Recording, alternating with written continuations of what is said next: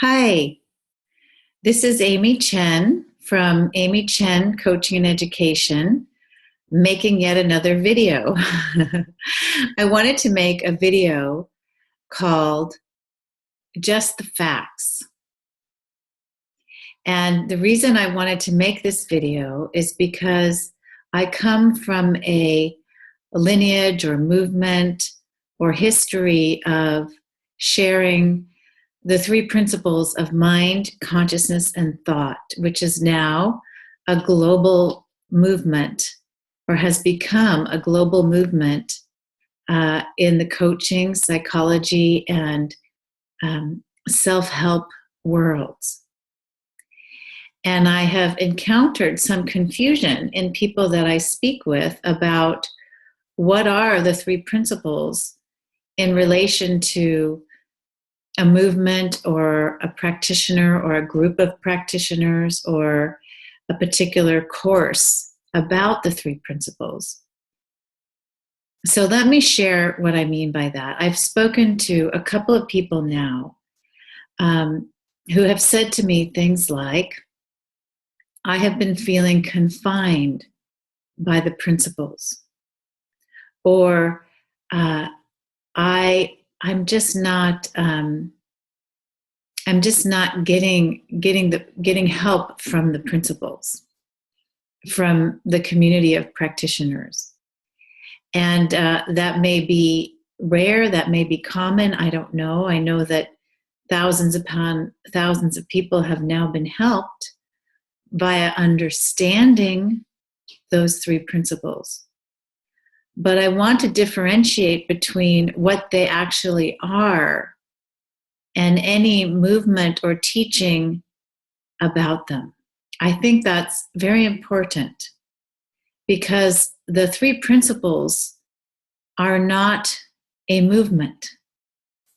They can be a name for a movement, but the principles themselves are thought as the human and divine capacity to create thoughts, beliefs, memories, projections, identity, interpretations, to pull memory from the past into the present moment, to create our current experience of life. Now, thought as a principle is pre-existent to any movement, whether that movement talks about thought or doesn't. You can bet that anyone in a movement has used thought to create the structure or form, as loose as it may be, of the movement.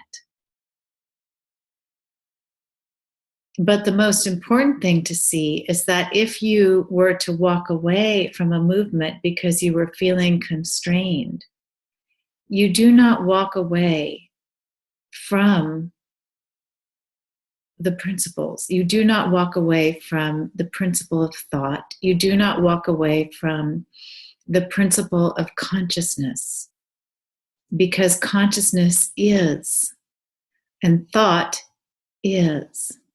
And mind, as the intelligence and energy of all things, whether in the form or formless, walks with you wherever you walk to, whether you're walking away from or toward.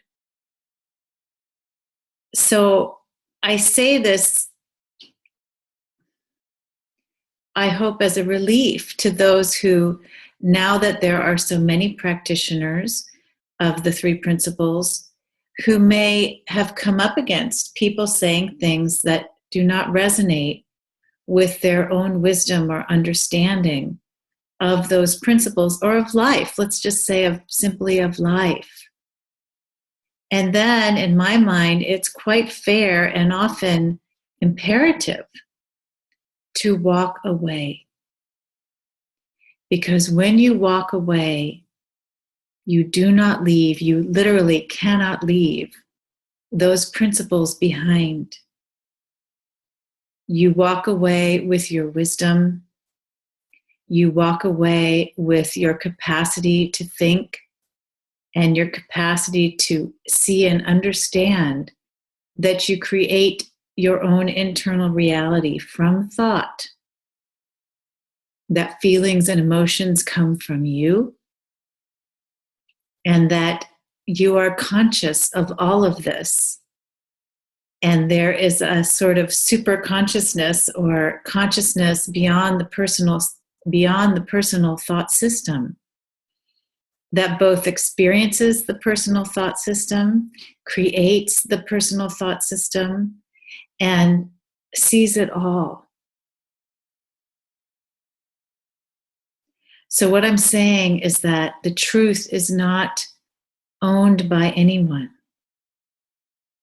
And if you walk away from or walk toward, you walk away with the truth in your heart. And maybe it's perfectly needed to walk away from or to walk toward. And it's a mystery what we might be pulled toward or pulled away from. The best we can do is go within and see what the feeling is. So I wanted to differentiate between what I see as just the facts. The three principles are just facts. And they were pre-existent even before Sydney Banks spoke of them as he did as a psychological spiritual trinity. They pre-existed anyone speaking of them. Of course they did. Now, some people say, for example, that my father, Roger Mills, was a co-founder of the three principles or of the psychology. And as courageous and wonderful as he was, in my opinion, this is just my opinion, he was not a co-founder because I don't know what we are speaking of when we say he co-founded something. That would imply a methodology. That would imply something that is created from the three principles that we then must follow or emulate or copy in our work as facilitators or as good students. And from my perspective, coming back into the unknown within oneself is really the direction toward truth.